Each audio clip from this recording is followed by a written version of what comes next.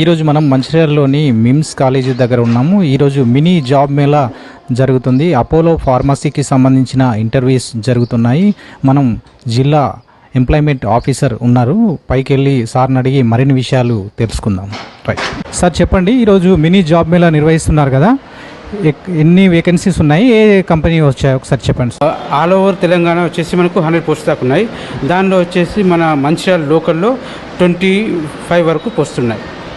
మొత్తం ఈరోజు ఎంతమంది వచ్చారు సార్? ఇప్పటి వరకు ఈ ప్రజెంట్ వరకు 110 మెంబర్స్ వరకు క్యాండిడేట్స్ అటెండ్ అయ్యారు.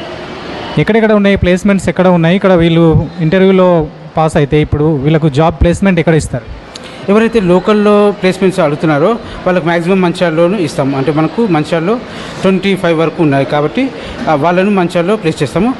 కొంతమంది హైదరాబాద్ వెళ్ళడానికి కూడా సిద్ధపడితే వాళ్ళకు హైదరాబాద్ కానీ కరీంనగర్ కానీ ఇతర జిల్లాల్లో కానీ కూడా అవకాశాలు ఉన్నాయి. 100 వరకు స్టేట్ వైడ్ పోస్ట్ ఉన్నాయి.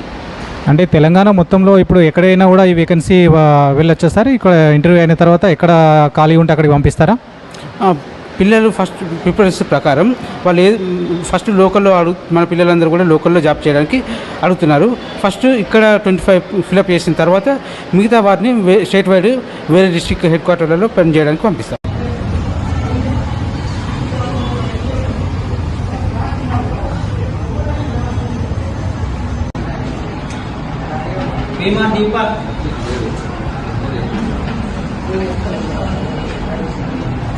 రాణి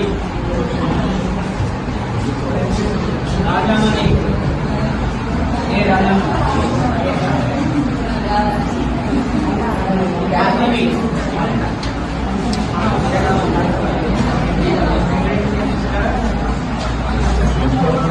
అమూల్య